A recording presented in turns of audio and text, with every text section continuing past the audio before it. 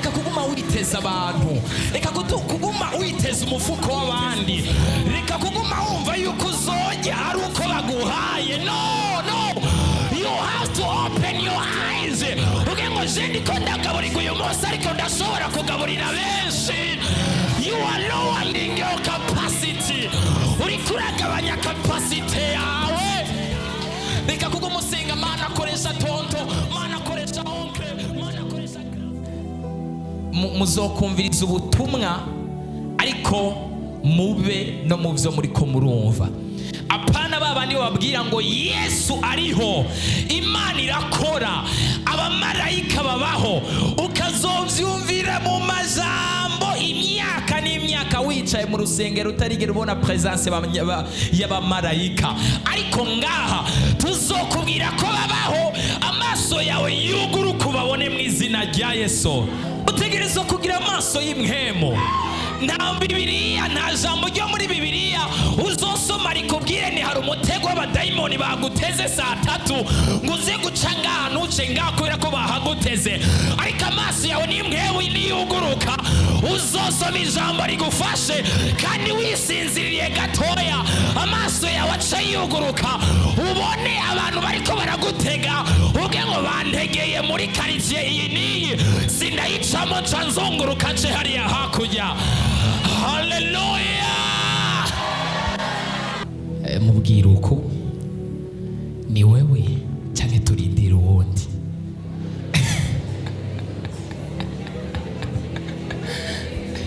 Ariko Yohana ari mu nzu y'imbohe ndiyo yumva ibyo Kristo akora.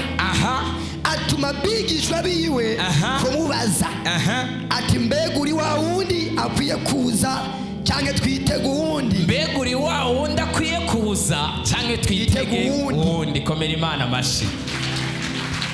Ongera ubwire mugenzi wati ni wewe cyangwa turindira uwundi.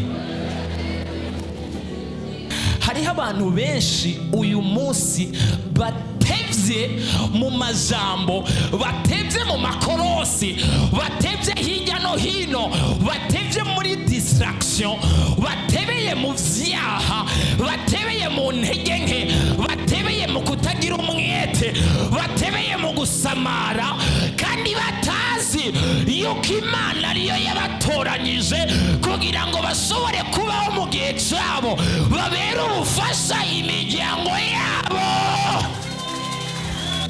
Ni wewe batubwiye kuzoza kutubera ubufasha cyangwa tubandanye kurindira abandi? Ni wewe bavuze kuzofasha umuryango wawe cyangwa tubandanye kurindira uwundi? Ni wewe bavuze kuzohindura ekonomi cyangwa tubandanye kurindira uwundi?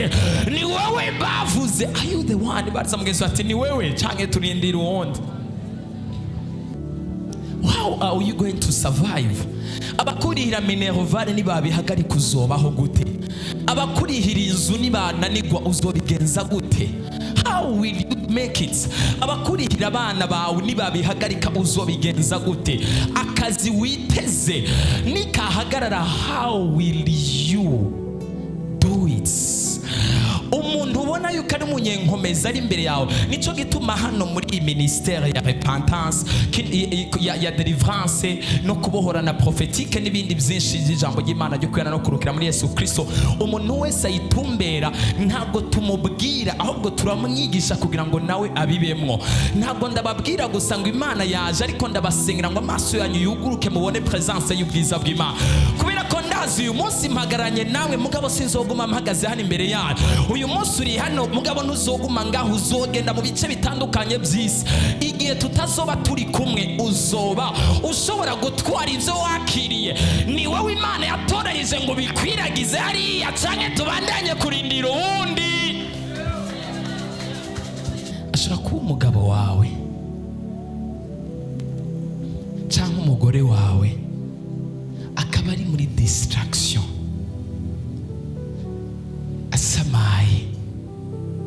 Reka kugumurindira ko ari we aza kuba ubufasha bw'umuryango. Vuga nti nibyo, niyabo ubufasha Imana ihabwa icubahiro, ariko ni jewe na jewe ndashobora kuba ubufasha mu muryango, nkafasha famille. I am the one. What will you do? uzokora iki? Where will you go? You don't. Bibiri bivuga ngo umuntu yizigiye umwana w'umuntu agize gute? Ni jewe, ni wewe. It is you. Niwe Imana yatoranyije kugira ngo ishore kugukoresha muri kino gihe. Abahungu musengera ngo babere ibisubizo by'ubuzima bwanyu, nabo bafite ibibazo bararushe. Rero nta kuntu musengera ngo akubere igisubizo cy'ubuzima, ahubwo umusengera uvuga ngo Mana, ndakababwire, urasenga uvuga ni Mana, hezagira umuntu tuzubakana, uduhezagirire rimwe. Mugabo ntago ari cyo gisubizo cy'ubuzima bwawe. Hari igihe usanga gusumbya ibibazo wewe. It is you. Don't spoil your time. Don't spoil yourself. Reka kwiyica no gutakaza umwanya no kwikengera. Ntabwo nitaye kuri konte yawe, ntabwo nitaye kuri imikashi yawe, ntabwo nitaye aho ukomoka, amashuri wize n'icuri. I don't care. Ariko ni wewe Imana yatoranyije. Ni wabitahura ko ari Imana yatoranyije. Uzogwana intambara uvuge ngo bikunze canke byoroha, ndagera kuco nifuza kugerako. Hagira uvuga ati ni jewe Imana yatoranyije.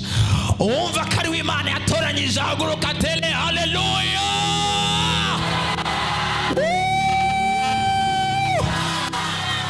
Yes. Bisaba ko ngira ubushobozi, bisaba ko mu muntu ari seriye, bisaba ko ni concentra, bisaba ko ari arabaseke topaya. Ni gute ushobora kumarana imyaka 2, 3, 4 n'abagenzi batazi ico baremewe, babayeho ubuzima bw'ubucucu bw'uburofa, batabona iyo baza niyo bava, batazi ico bahamagariwe, nawe ukaza ukumva ico wahamagariwe, ukabona ko umuryango wawe uri kurababazwa, uri kurasafaringa, kandi ukeneye ubutabazi, ukaguma wasa mutakaza umwanya n'abantu batariko barafigirira aho bariko barakujana. Reka gutakaza umwanya, va muri distraction. Ni wowe Imana yatoranyije. You got to be serious.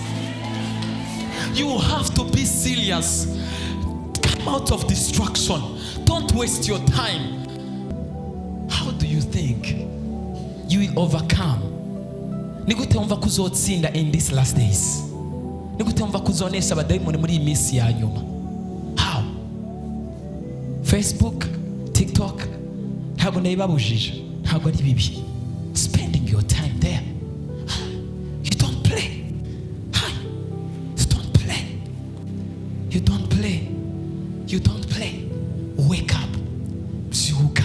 Ugura amaso, imisi ni mibi. Days are evil. Run how to pray. Wake up in the midnight. Byuka mwijoro. Fight. Guana. Hangana. Repondi yakoto. Vuga mundimi. Unlock the heavens. Way of fire. Break mountains. Tonight. Uraho.